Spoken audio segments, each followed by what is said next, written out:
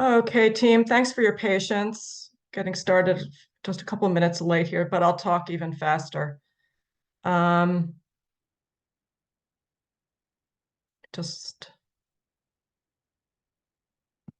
looking for Nina to make her co-host. Here you are. All right, we're just about ready to start. Here we go.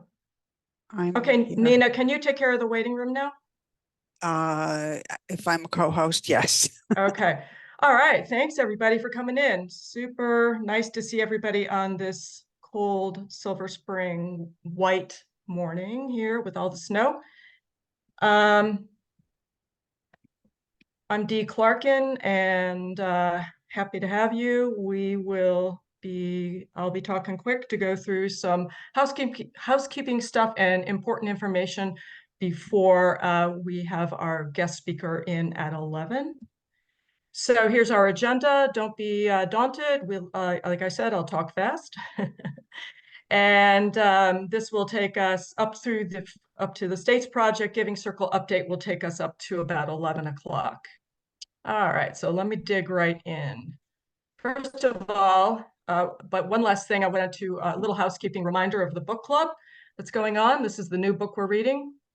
You're more than welcome to join us. We'll have an in-person discussion in mid-March, so that gives you time. And this is a terrific book by David Pepper, the former head of the Ohio Democratic Party, and he knows a thing or two about fascism and gerrymandering. So great book. Please join us. All right. Yay. Woohoo. Celebrate. This week was a real roller coaster between joy and insanity. But I'm sure you saw Swazi. I realize I've been saying his name wrong all this time. Swazi won New York with a respectable 54% of New York 3, and that cuts down the razor-thin MAGA majority in the House. So that was awesome. And thanks to all of our postcarders who wrote postcards to register likely Dem voters in New York 3 back in December.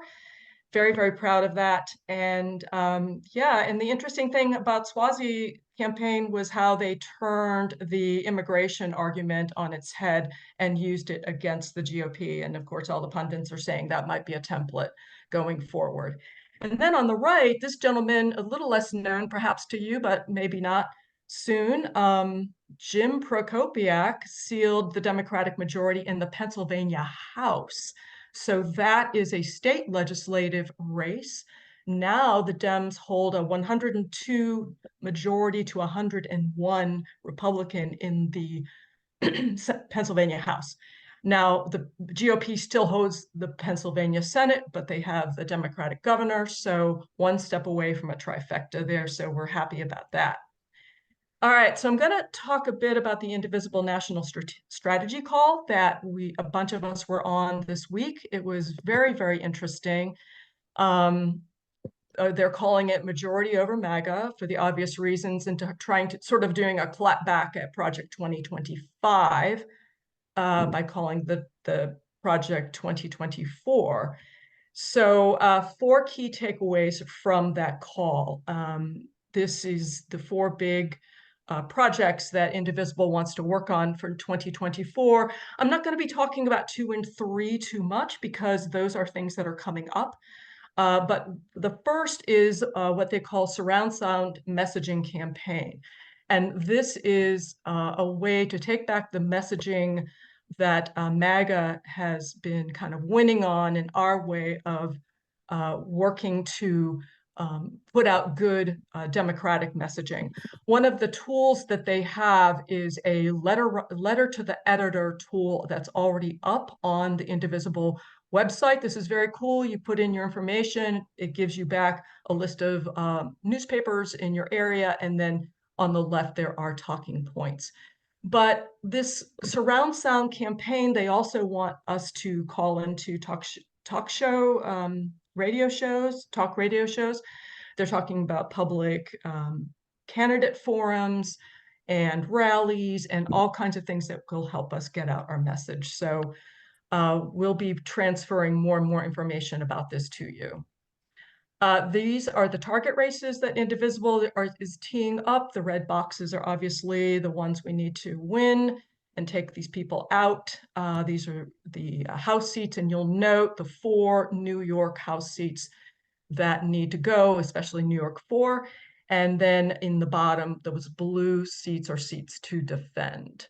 And I'm not going to talk about the 2 and 3 on the Indivisible strategy about targeting. But what they want to do is have indivisibles who are not in these districts team up with indivisibles that are in these districts. So that's enough to say there's a lot more to it than that, but that's just kind of the crux of that. Indivisible is endorsing these 2 fine gentlemen for Senate already, and they're already teeing up phone banks next week. Andy Kim for the Senate from New Jersey and Ruben Gallego for the Senate from Arizona. And then the 4th pillar is this new kind of canvassing is called neighbor to neighbor. And it's very interesting. It was tested out in the New York 3, and they said they had a lot of success with it. And basically what it is, and there's a lot of text here on your screen, but basically what you say is, I live here. And what Indivisible will tee up and send back to you are some scripts and a list of Democrats in your neighborhood. And these are basically supposed to be neighbor to neighbor conversations, simple, friendly, no persuasion, really, no confrontation, just, hi, I'm your neighbor. Do you know the election is coming up? You'll be given a flyer to leave. And so these were deemed to be very successful in the New York 3. So my question would be, how does it work for somebody who's in a blue district like most of us, and how would that translate? Could we work in District 6 in Maryland with this? I don't know. More to come on that. D. Um, Remember my neighbor, my oh next door yeah, except for neighbor. Nina's neighbor. We definitely, we would not be sent to Nina's neighbor because she has a big Trump flag in her house. All right, so let's talk about Maryland real quick. Okay, so again, I said this week was a roller coaster. We all found out that our former governor now wants to run for Senate in Ben Cardin's seat. And probably like most of you, I was filled with dismay when I first saw this. But I'm giving you a link here to Sabato's crystal ball analysis of the race. And it does give, I'm not going to read all these things, but Sabato is still saying that no, this is still a likely Dem Senate seat for the reasons I put up on the screen. So very interesting. Don't have time to go into those points one by one, but you can read them yourself. And then going all the way up from the Senate, all the way down to the MoCo Board of Education. Yeah, so we have this conservative provocateur, Bethany Mandel. She's famous for writing a book on woke, and then she couldn't define woke on national TV when she was interviewed. So yeah, this remains to be seen. She's going to be running against Laura Stewart, who's a solid, PTA type person. And Bethany Mandel is a homeschooler. She doesn't want to trust her children to the Montgomery County Public Schools, but yet she's running for our Board of Education. So more to come on that and what we should do for that race.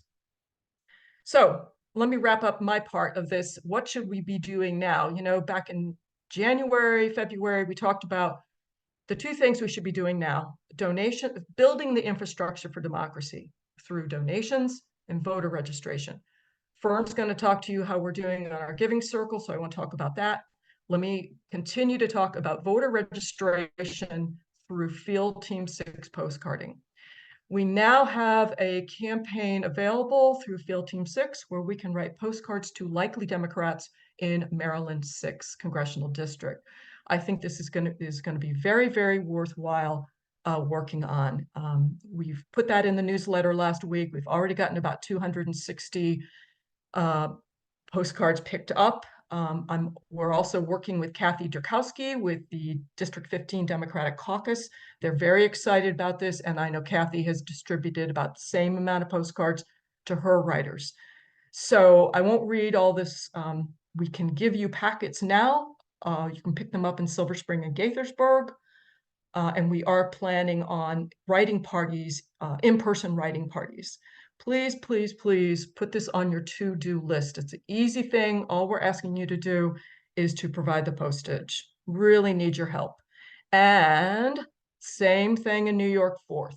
We can flip the New York 4th seat.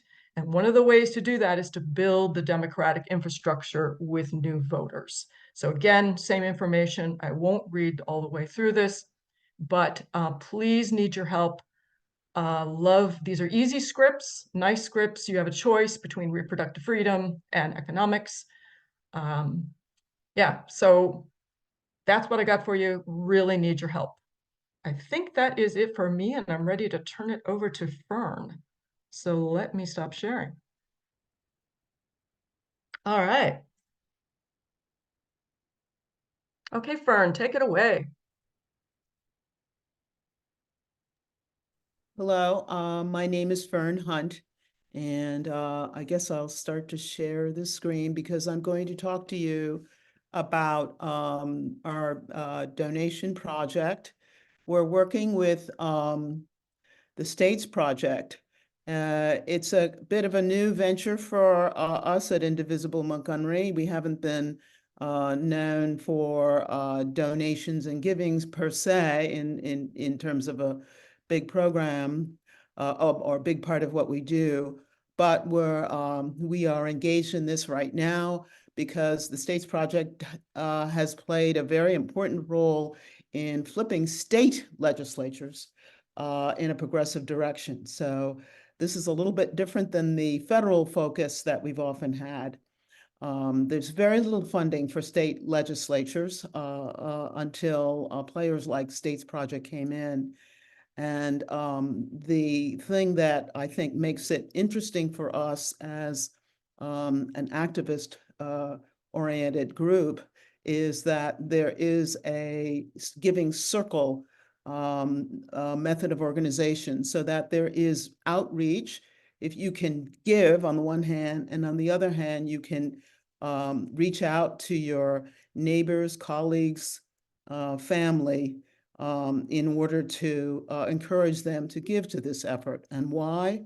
Because a lot of the issues that we care about, whether it is women's reproductive freedom of choice, whether it is gun safety, whether it is voting rights, all of those are profoundly affected by policies and laws that are passed in the state legislatures, and yet they are woefully underfunded.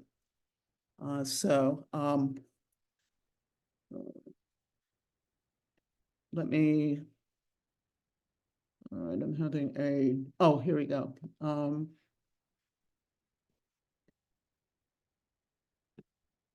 Okay, I'm having, I need to dismiss keynote. Oh, here we go. Let's try this. Okay. There you go. All right. Now, let me first tell you the title of our project and effort. It's Indivisible Montgomery Giving Circle. I will give you information about how to reach it later. The Giving Circle leadership consists of Dee Clark, Nina Liakos, Martin Trotsky, Susan Zengler, and myself. And I want to thank you so much for all that you're doing in this really very important effort. So where are we so far? We did essentially a rollout in January, where we had Melissa Clark, one of the founders of the Giving Circle, meet with us and give us a wonderful presentation. And at that time, the leadership group, we had been meeting probably since, I guess, about Labor Day or so. We had managed to raise about $3,200 with about 16 donors at that point. You can correct me if I'm wrong there, other leaders. Now, as of February 16th, we've raised $8,955. And that's nearly 90% of our goal of $10,000, which we set at our January meeting. And we have 39 donors. So that's really, really exciting. In addition, the States Project instituted a match program, which is going to be ending in March 4th, or until their money runs out, the match money runs out. And we earned an additional roughly $4,025 from that matching challenge. And so an important question then is, where will the money be spent, or how it will be spent?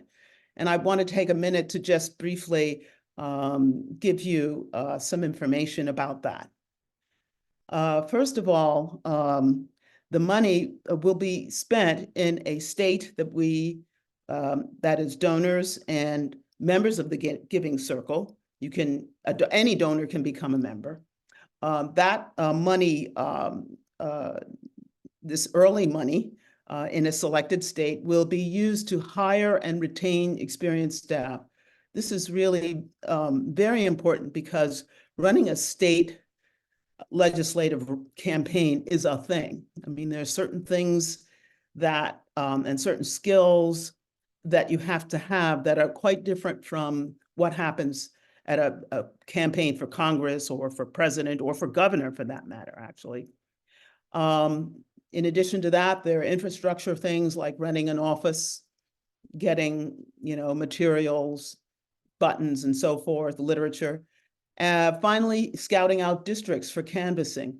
Very, very important in that kind of meeting voters personally and doing whatever persuasion is needed at that point. The other thing that I found interesting is that on the state level, there has been very, very little TV advertising. And part of it is because there hasn't been money for that. I, for example, may not know who Russet Perry is, but if the people in Russet Perry's own district don't know who he is, that's a problem. So that's where advertising, in particular TV advertising, is important and can be very, very effective, and was effective, for example, recently in Virginia. And these races at the state level are frequently won or lost on margins of a fraction of a percent, okay? So every advantage, every kind of tool that you can use makes a difference. Hundreds of votes that you would not have gotten otherwise means victory or defeat. So you'll see a pie here on the left showing the division of money and where it goes overall in the course of a campaign. And a big chunk of that is devoted here. I don't know if you can see, you may not, sorry about that. But that dark portion, almost a half, is going to be going to television and ad testing.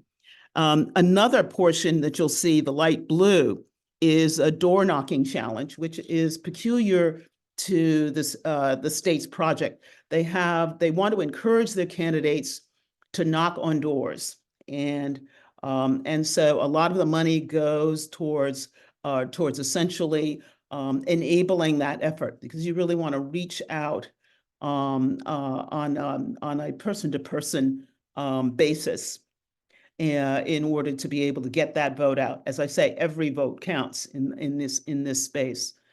The other news that is that we are expanding.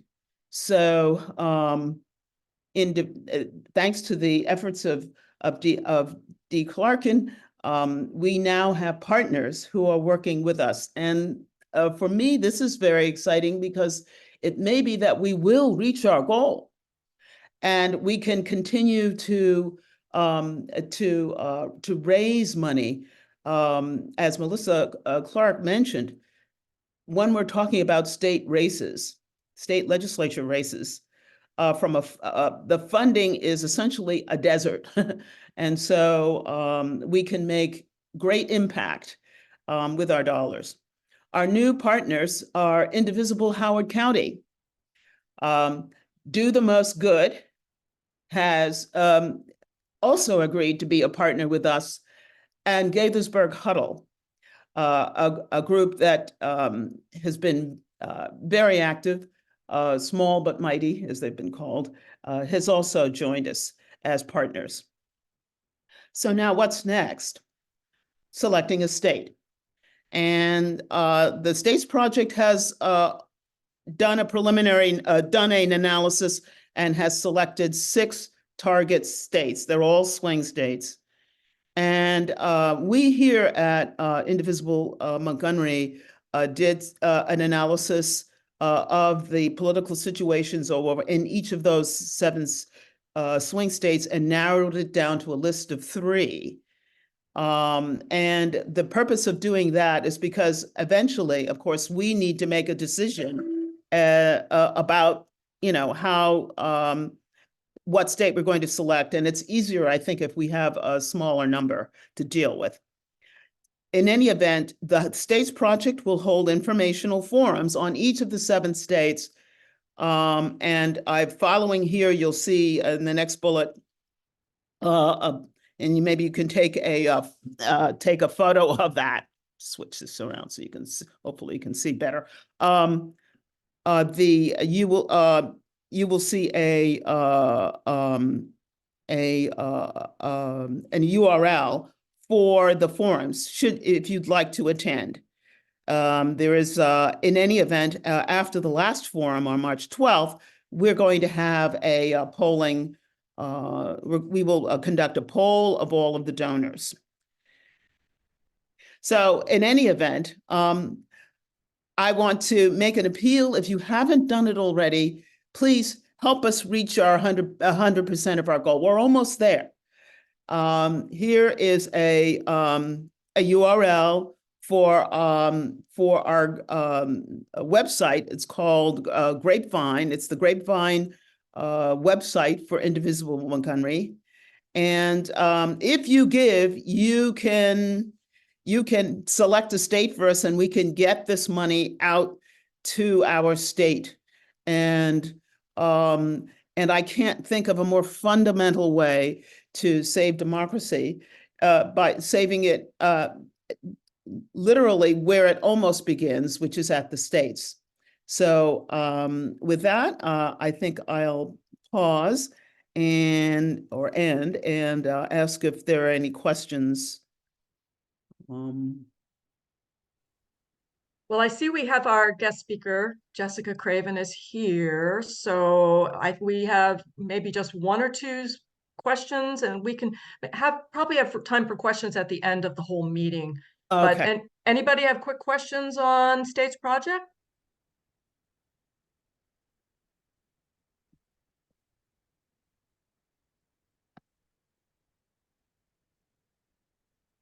Okay, I'm going to see if I No can questions. share. We'll share, and don't worry, folks, because of jotting any of these links down or anything like that, because of course we'll share these presentations after the meeting, so as well as the recording. So you'll have everything you need. All right. Jessica, looking for you. There you are. Welcome. All right. Hi, everybody. Hi. So we're ready to introduce our speaker, Jessica Craven. I'm so thrilled that she was able to take the time to come and talk to us. So Jessica, as many folks know, is the author of a daily actions blog, Chop Wood, Carry Water. And she's been writing that blog since November of 2016.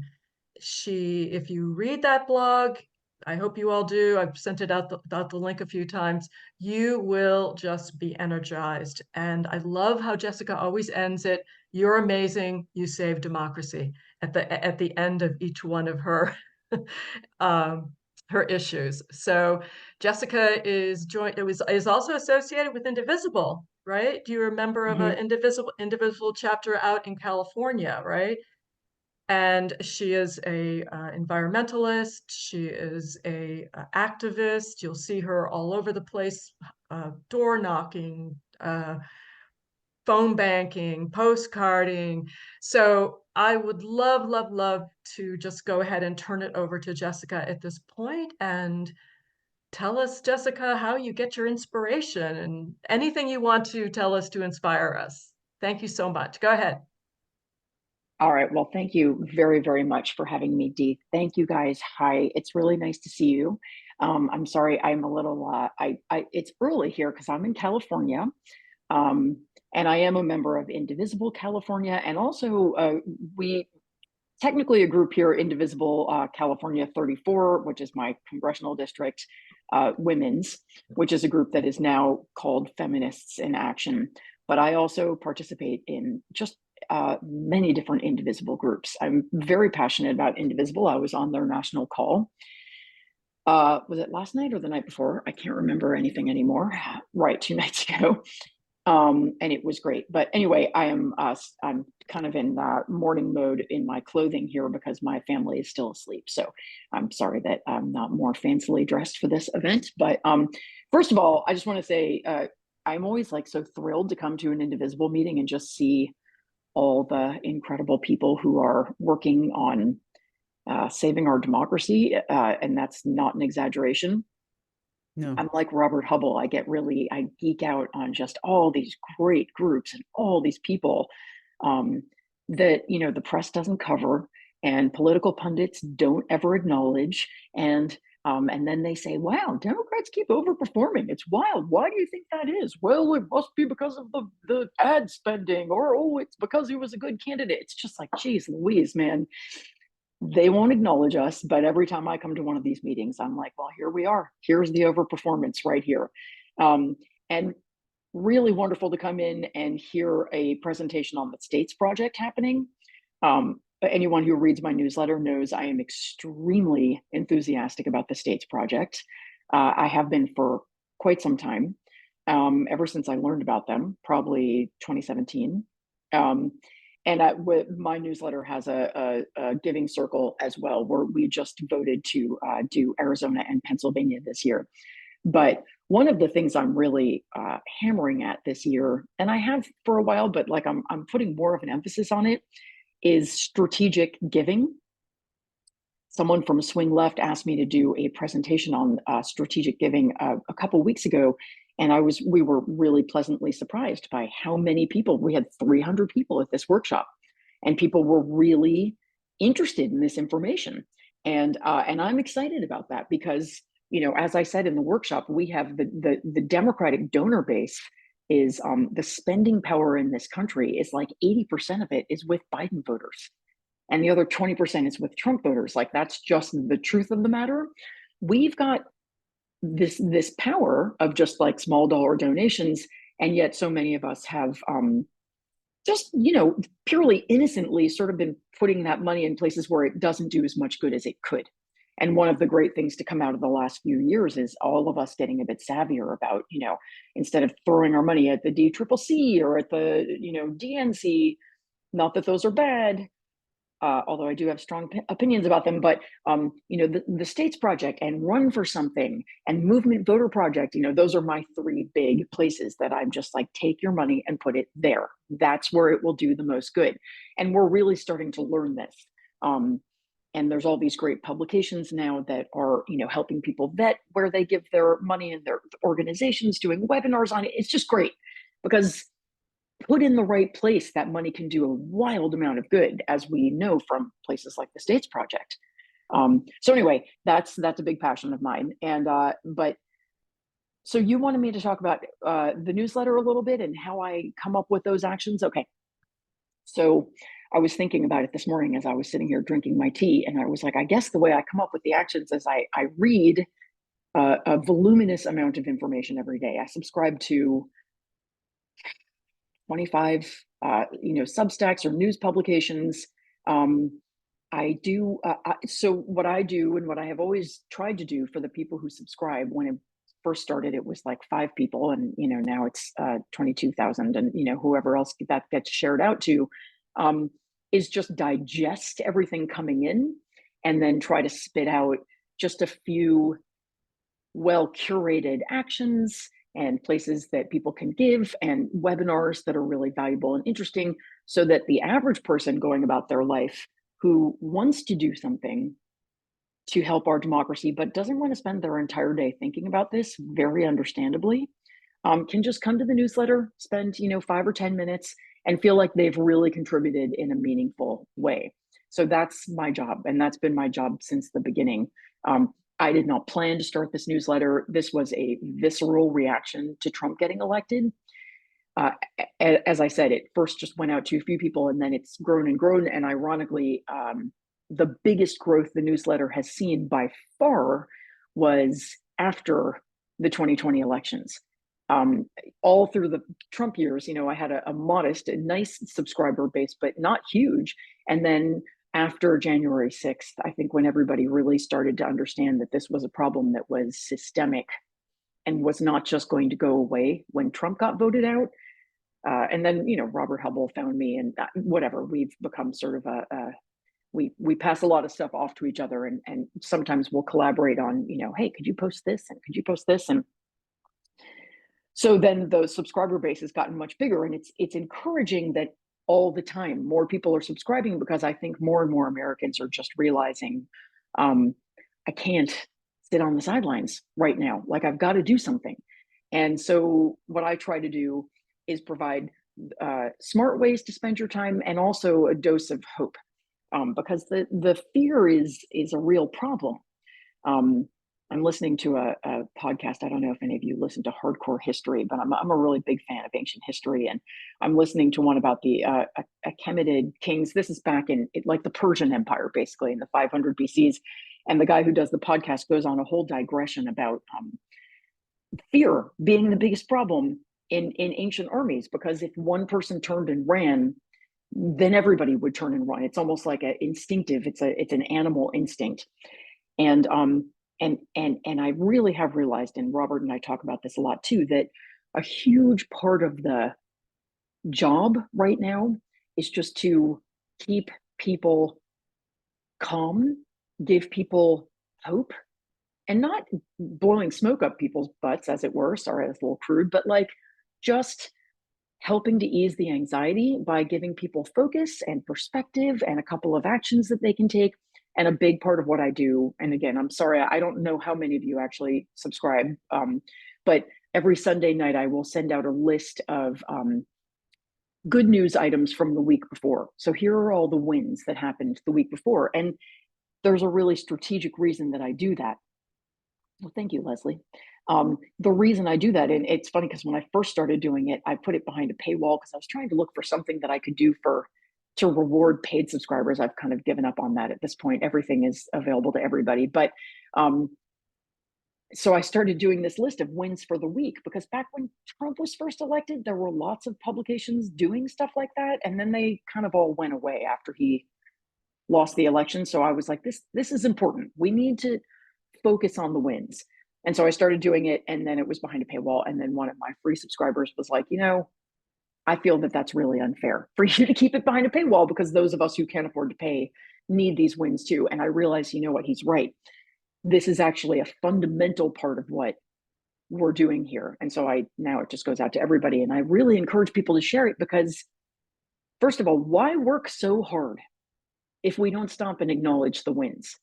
And second of all, how can we share the amazing things that are happening that the rest of America can't seem to see at all if we don't know what they are? And every week, the Biden administration does a million things that are small, in the weeds, incredible stuff that nobody knows about.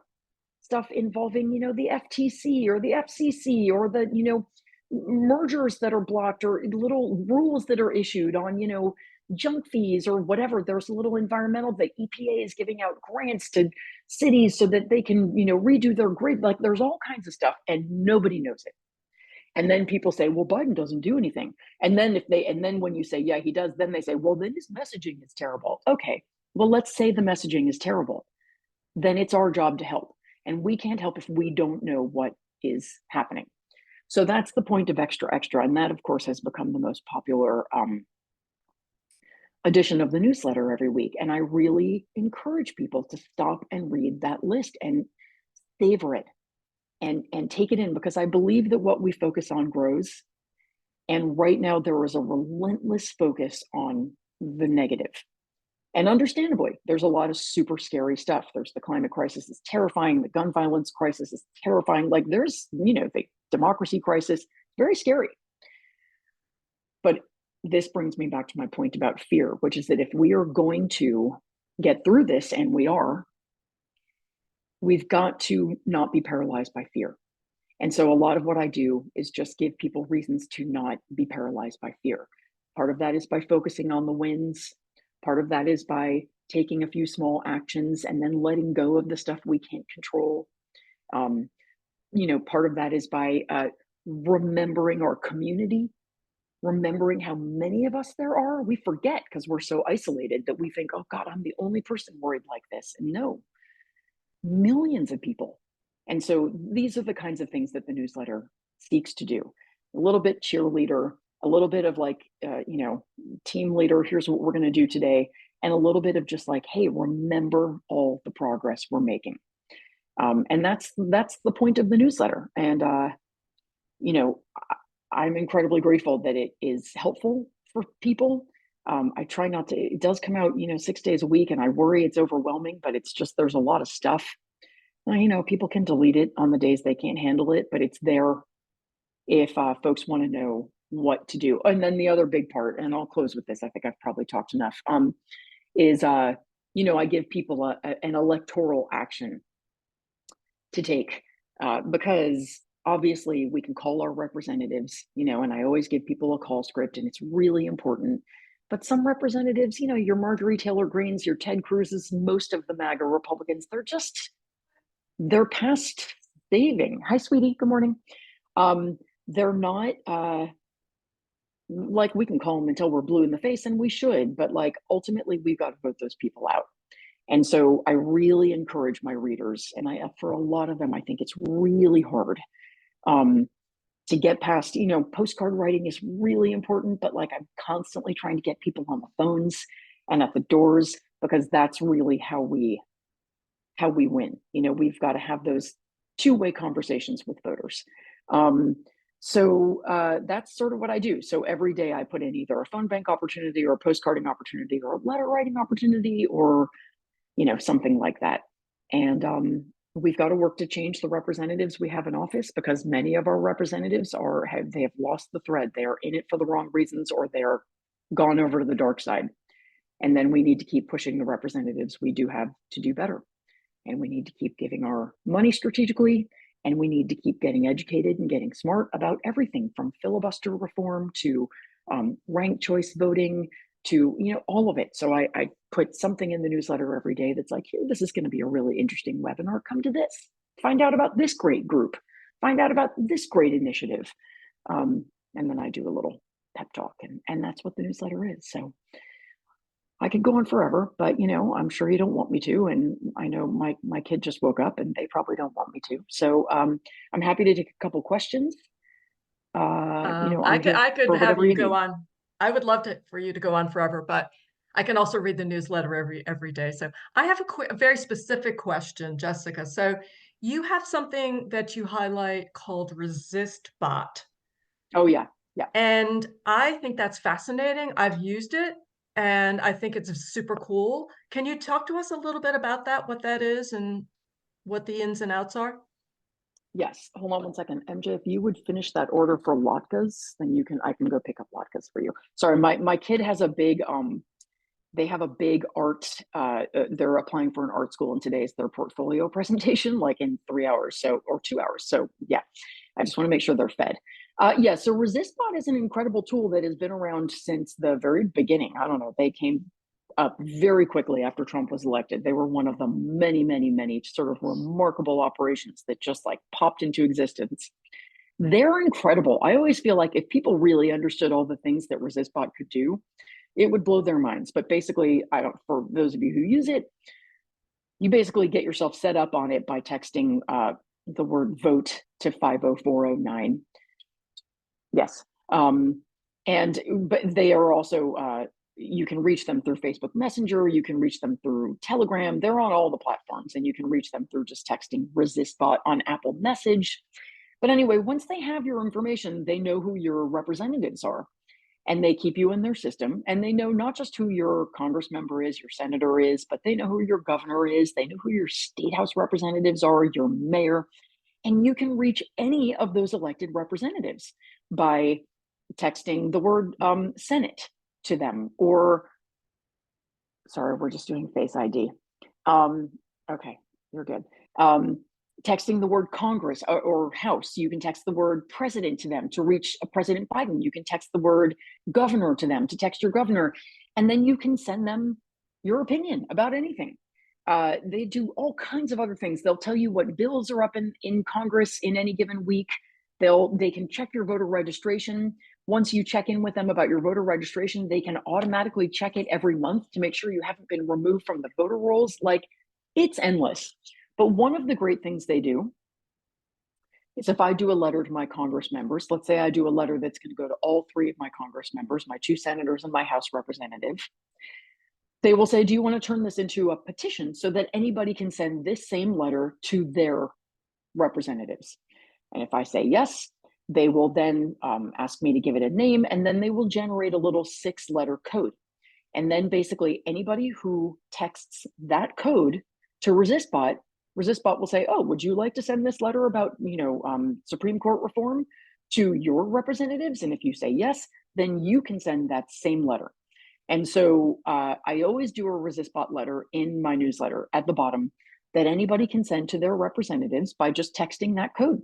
So that is a lot of people. I suspect that I have quite a few ResistBot warriors in my newsletter who only do the ResistBot, and that's fine. I'd like them to do a little more, but if that's all they do, that's great, because it will go as a letter on letterhead to their representatives with their name and address at the bottom. So it doesn't, I have a very, petitions that we sign, those petitions that come in, like, they can be useful if they're going to a corporation, sometimes if they're going to like a state representative, but largely those are to gather your signature and sell it to other organizations. I don't love a petition, but if we take the text of that petition, sometimes they've got great texts, and put that into a letter in ResistBot, that's not going to sign us up for any other mailing lists. It's not going to come in as a petition with 10,000 signatures. It's going to come in as a letter from us to our representatives.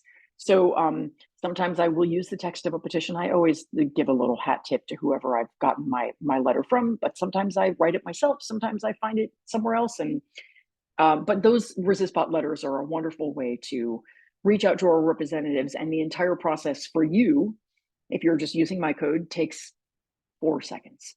So, but ResistBot, you can go to their website and sort of read about they offer an insane number of tools that most people don't even know they offer. And they're great. I also encourage people, if they use them regularly, to become a subscriber and pay them $5 a month, because the guy who runs it has told me that they are not going to be able to go past 2024 if they don't get more paid subscribers, which would be a huge loss, because they are an incredibly amazing tool. So does that make sense? Did I explain that well, in spite of being distracted by my 14-year-old? Okay. Any other questions? Other questions for Jessica? Just unmute yourself, guys, and go ahead. You ask me anything. I mean, I'm, I'll generally have something to say. Quiet bunch. Quiet, but okay. Okay, what vitamins do you take? I have a question. What vitamins do I For take? Jessica Craven. And Sure. do you ever meet, actually, it sounds like a lot of what you do is in some sense virtual. Do you ever meet with members, readers at all? Do you hold at physical meetings with readers or groups of readers? No, because most of my readers are not in Los Angeles. Some of them are, but a lot of them, they're all over the country. So I don't. I've done one event at Robert Hubbell's house. So that was some mutual subscribers there, because he and I actually don't live that far away. We're about 35 minutes away from each other. But no, I don't. I do thank God for Zoom, because I do also a workshop called Activism 101 that I started in 2018 to teach regular people how to help us win elections.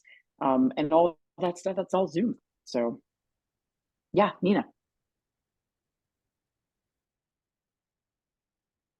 There we go. First, I just want to thank you. I mean, that was really terrific and helpful.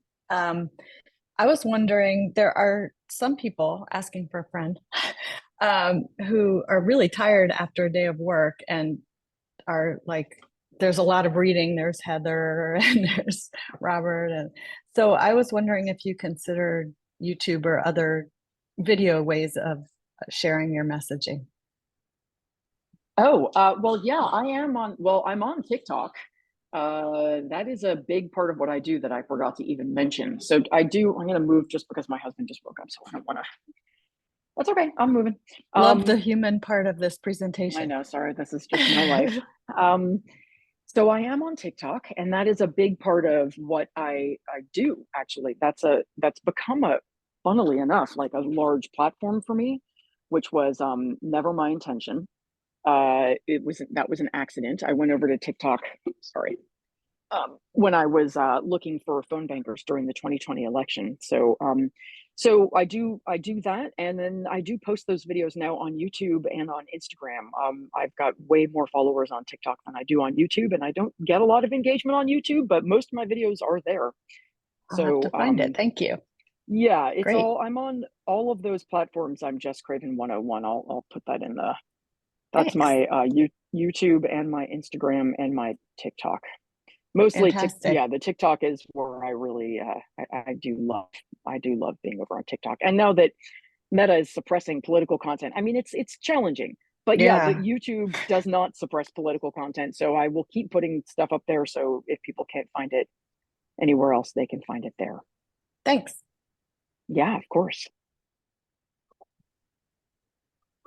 Why are we not hearing about all the good things the Biden administration is doing? I don't know. I think about this a lot.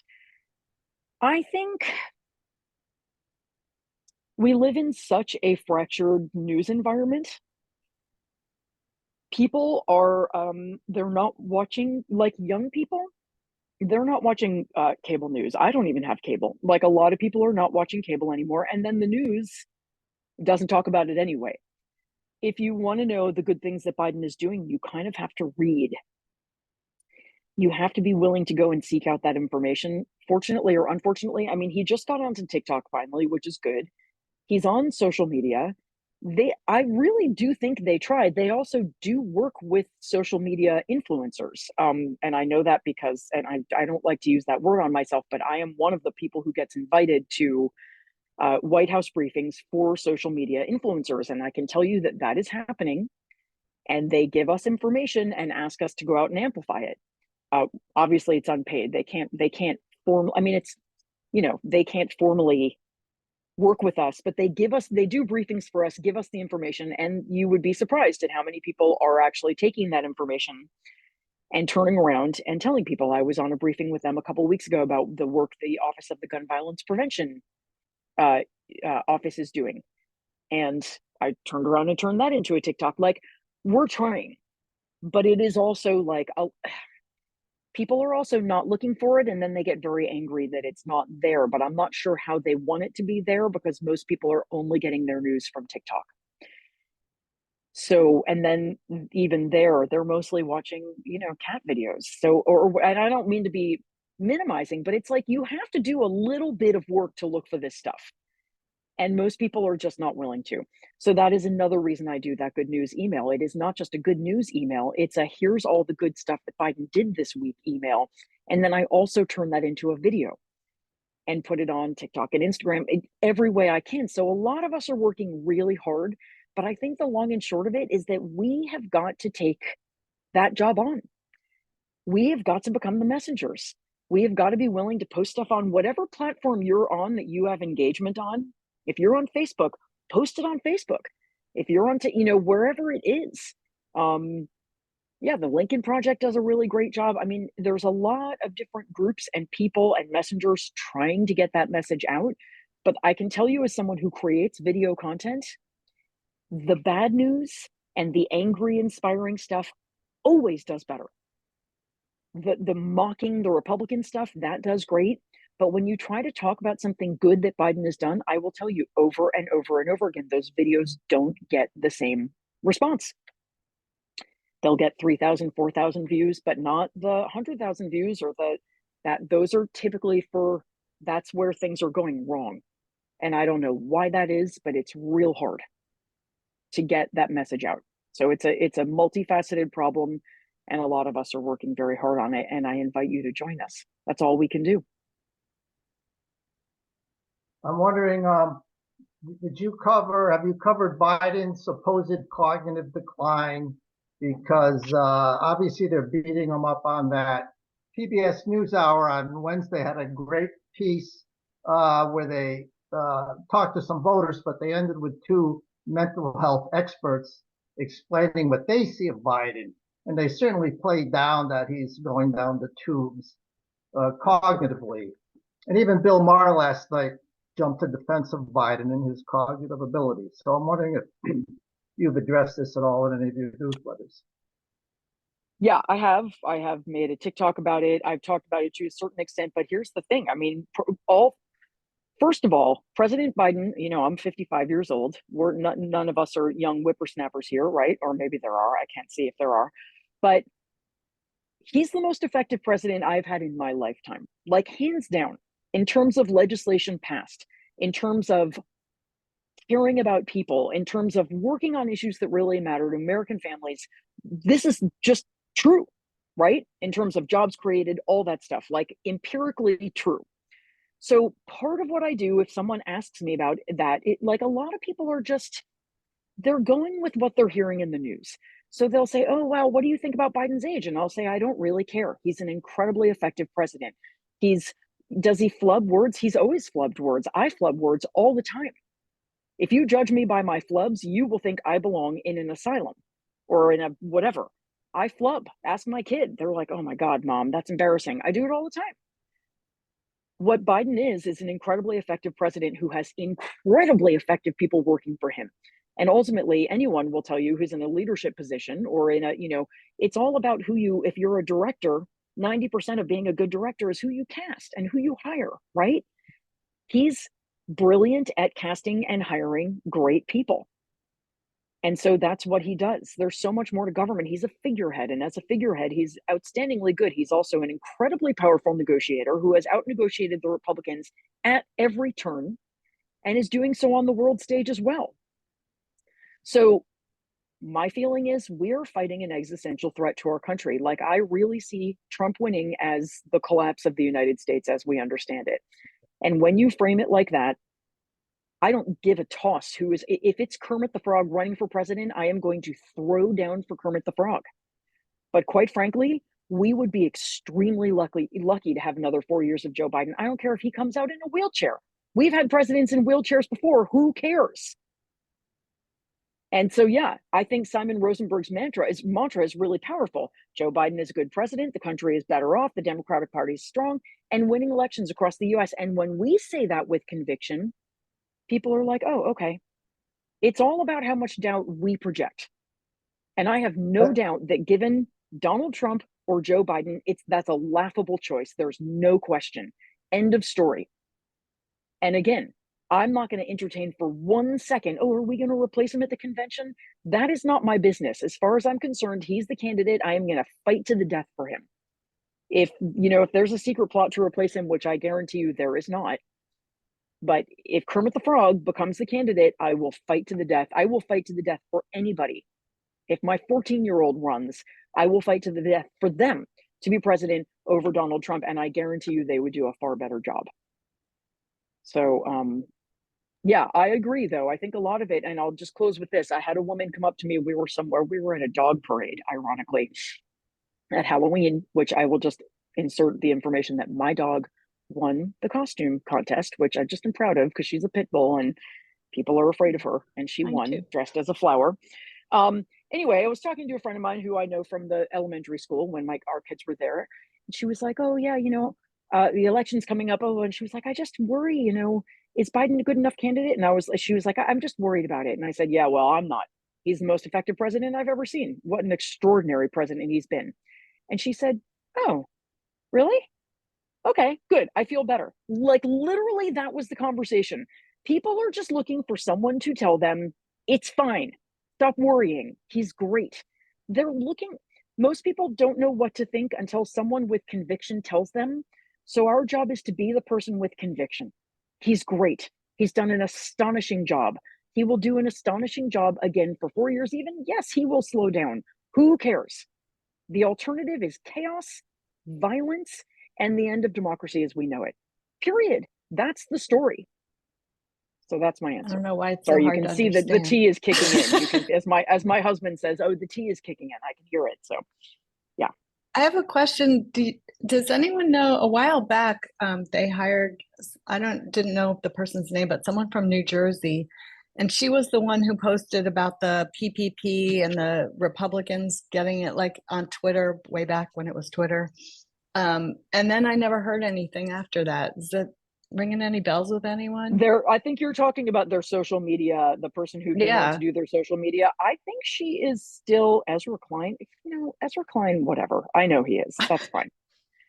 Again, This was like, a woman from New Jersey. I don't sorry, remember I who it was responding to something in the chat. Yeah, Yeah. I know who you're talking about, and I know what you're talking about. I think she is still in place because if you follow, and everybody should follow, this is another thing that's really important to do, is follow the Biden-Harris HQ on whatever social media platform you're on. They're on Instagram, and they're fantastic. And this is exactly what they're doing, is just smoking Trump and MAGA every day.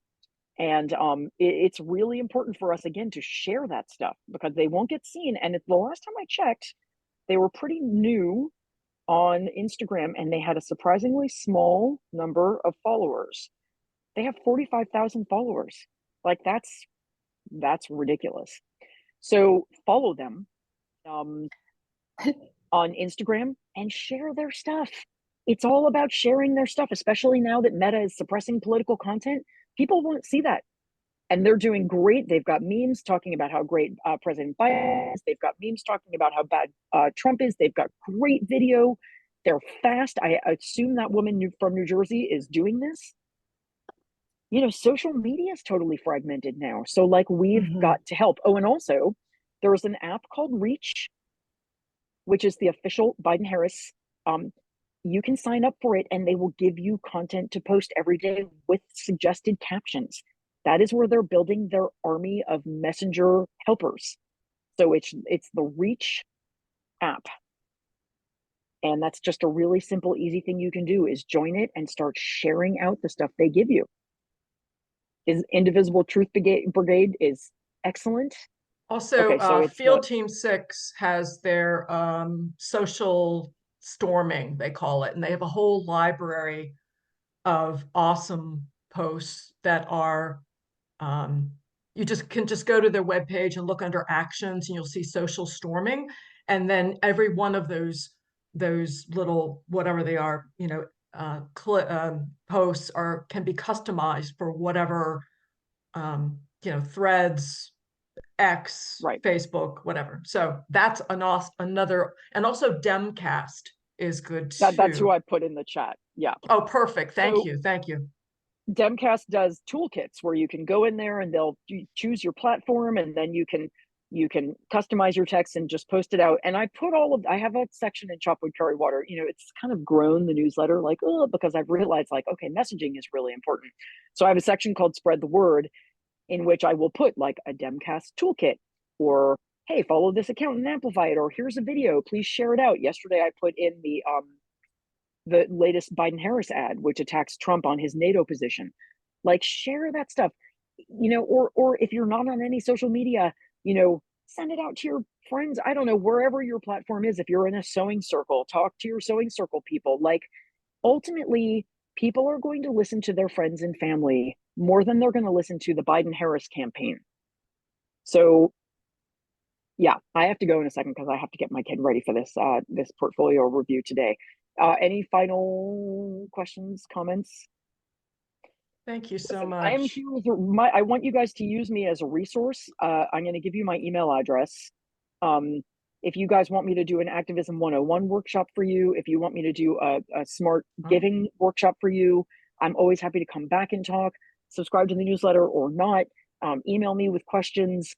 I'm just literally, I'm here to help. And I only saw the very beginning, the very end of Fern's presentation, but that States Project Giving Circle, that's the real deal. So please give if you can. That money is, you basically can't spend your money better. I know, Melissa, I know what the States Project is doing. I've watched them work. They are succeeding, and the work they're doing is changing millions of lives. Millions. The trifecta in Minnesota and Michigan alone that they helped bring about, millions of lives changing. Yeah. So, yeah. Jessica, thank you so much. Thank you. Thanks, you guys. Thank you for everything you're doing. I see it, and I appreciate it, and it's really meaningful. Thank you for getting up early, and good luck with you for your kid on the portfolio. I will tell them. Thank you. Keep your fingers crossed for them All today. right. Thank All you. Bye, everyone. Thank you. Bye-bye. Bye. That was awesome. Just what we needed, right, guys? Okay, so Excellent. we have some time left. General discussion, questions, thoughts? Open floor. This is for Way you. back when, at the beginning of the meeting, when we were talking about postcarding, I think Barbara Carley asked how we determine that people will likely vote Democrat. And I responded, but I'm not sure if that's the whole story, that, okay, we're targeting unregistered voters. Right. So, right. So that's that Field Team 6, yeah. Whatever, I can't think of the word right now. My brain is still, what they do is they purchase data, massive amounts of data. And a lot of it is socioeconomic, commercial data, such as like, what magazines do you subscribe to? What kind of car have you bought? And they marry all that data to decide that this person who drives a Prius, for whatever reason, is not registered, is a likely Democratic voter. Now, do they get it right 100% of the time? No. I mean, I've been on some of their text banks, and I've gotten a text bank back from a likely Democrat who says you're a baby killer. So I know, well, that's probably not my right person. But they have a good success rate. When we did text banking, this is not postcarding, but text banking for New York 3 with Field Team 6, it was a 6.6% click rate through to the voter registration link that we sent to everybody. I don't know what the final figures are on actually registration, though, to be totally transparent. So it's a good bet. That these people are like Democrats, and Field Team 6 has a good long-term track record of registering people. So that's what we're doing with these postcards. We have 3,000, what they came out of their database was 3,000 addresses in Maryland District 6 of people who are not registered to vote. They are eligible to vote. They look like they might be Democrats. It's worth a try. And this is how we prep. Right now, the primary hasn't happened yet. This is a good thing for us to be doing right now to try to build that base, that Democratic base. So that's what, I'm not sure if I've answered, was it Barbara? No, Barbara Carley. Barbara Carley's question, but that's what the concept is here.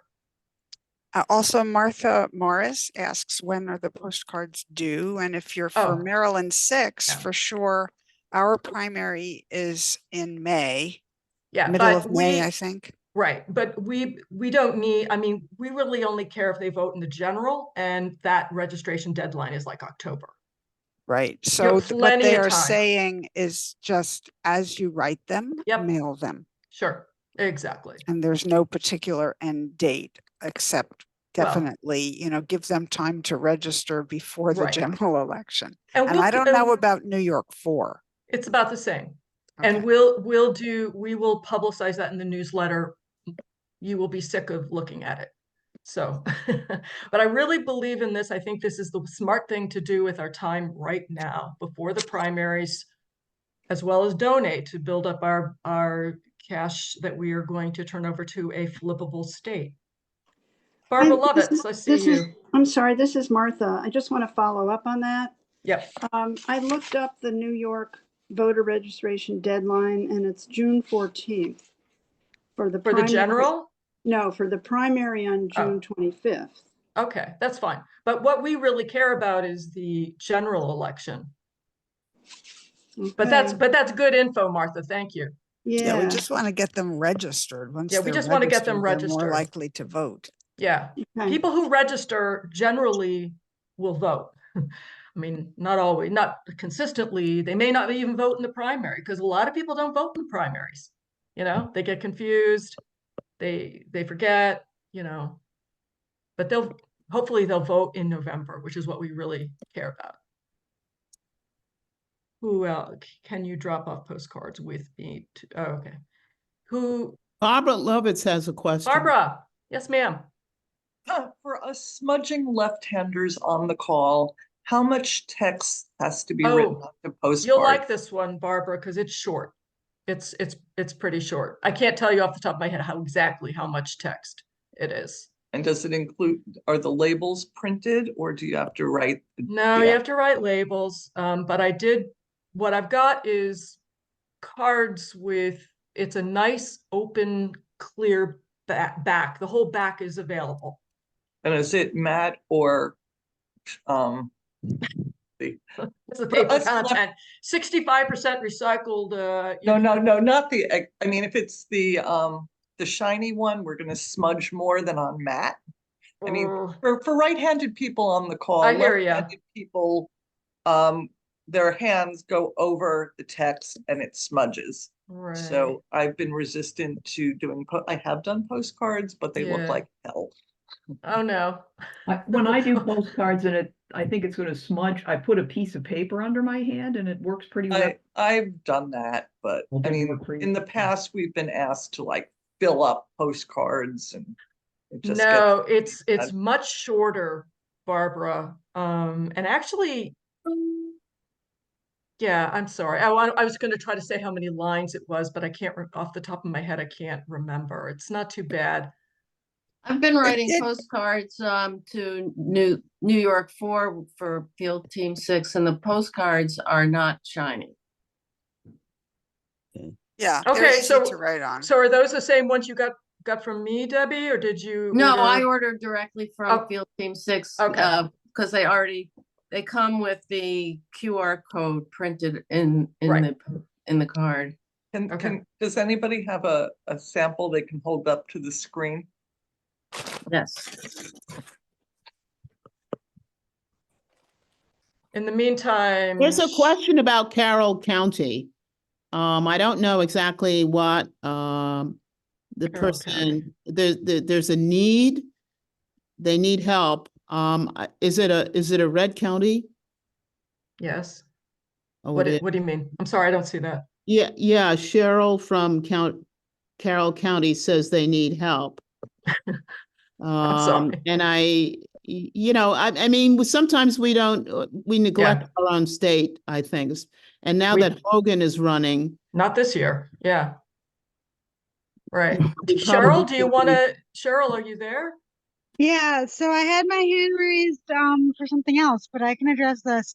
So postcards for Maryland, it's the number 4. I can put it in the chat when I'm done speaking, is running a campaign for 2 candidates for school board in Carroll County.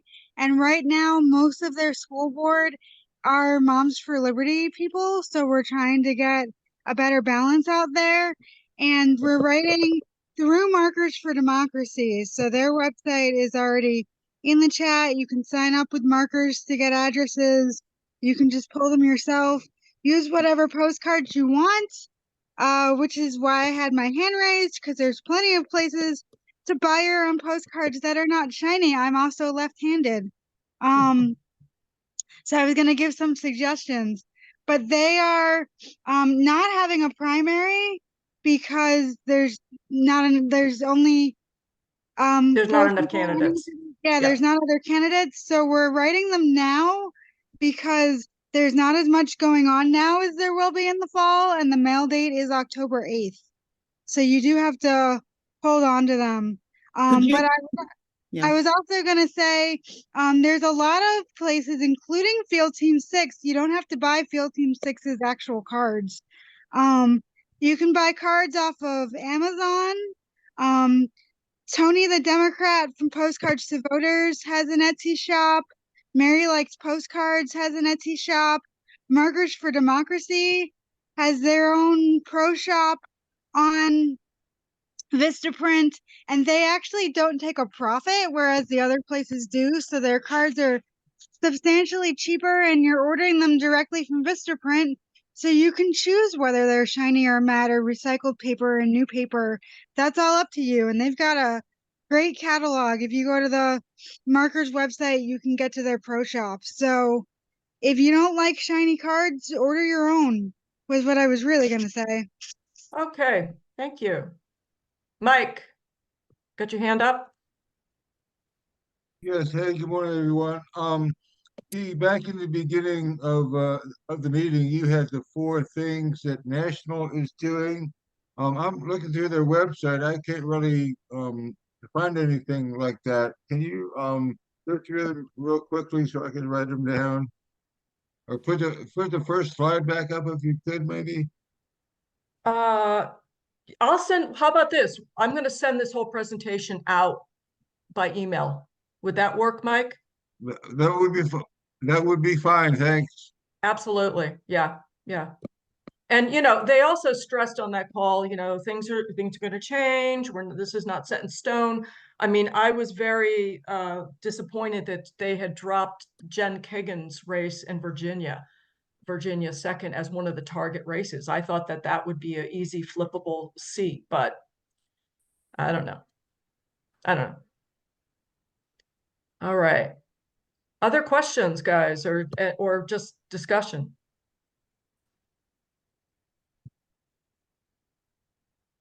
I'd like to propose some applause for Dee Clarkin, who is doing such a fabulous job as executive director. Thank you, Dee. You rock. Thank you. So yeah, it's very sweet and kind. This is a great team effort. Don't forget, it's true. our fabulous steering committee here: Steve Pressman, Fern Hunt, Susan Zengerle, Mike Marceau, Martin Trotsky, Judith Kovich. And by the way, I have to say, it's not Martin Trotsky, Fern, even though we are, we're often told that we're communists. So, but it's Martin Trotsky. Oh, okay. But that was funny. I had to laugh when you said that because I was just thinking, oh, you communists. Yeah. But yeah, thank you. I love working with all you guys. So, listen, this is a two-way street. Email me, say, hey, I'm worried about this. We should be working on this. What about this? Why aren't we? I want to do what you guys want to do and where you want to put your energies in. I will say in 2024, though, we must get, when we start really rolling after the postcarding thing is done, we need to get rolling on phone banking and on canvassing. Now, I know that is not a favorite activity. I get you. I totally get it. But maybe we can have, we want to work with Do the Most Good, I think, because they're always good on setting up, the actual logistics and stuff. Thanks. And I want to have Eden Durbin come to a meeting of ours, and she does a great canvassing kind of training that she gives. But we gotta get out there. Enough said. Barbara. Yeah, I just want to note, fortunately, I don't think it has gotten much traction, and I haven't spoken to my friend about it, but she's part of a group that has started a website for Democratic Marylanders, I think women, but Democratic Marylanders, to potentially switch their voter registration to Republican for the primary and vote for Harris, vote for Haley. And that's frankly, that's not a good idea. No, I'm sorry, my brain just blew up. Yeah, I know. Well, I prefer Haley to Biden. Quite frankly, Biden's best I prefer Haley to Trump. See, this is the misspeaking yeah. Biden gets accused of. But well, I prefer Haley to Trump. Biden's best chance is against Trump. So if Haley got the nomination, I would be less sure that Biden could win. So we should not be playing up Haley. That's never going to happen. I don't. Well, yeah, Barbara. she's not getting the nomination, but you know, there are groups out there that are Democrats trying to push Haley in. You know, and I think any response to that is Biden's best chances against Trump. I don't know what to say to that. It's interesting. Send me the link. All right. I'll have to find it. My friend, thank you, ma'am. My friend said she doesn't like canvassing. She feels awkward, but what's more uncomfortable, knocking on doors or living in a fascist state? Thank you. We have to stretch ourselves. You know, I love what Susan L. Is that Susan Easy? Lion. Susan Lion. There you are. Yeah, you know, before I started doing this, I didn't know anything, you know, and talk about stretching yourself. But who are we doing this for? We're doing this for our kids. So our kids have a country that they can live in, or our grandkids who have a country that they can live in, that somebody will eventually start working on the climate, for God's sake. You know, I mean, we have to do these things. There's no other option. We can do these things. We will do them. All right. So with that, give you back a couple of minutes. All right. Great meeting, guys. Thank you for coming. Thanks, everybody. Take care. What a great group. Yep. Thank you, guys. Yay.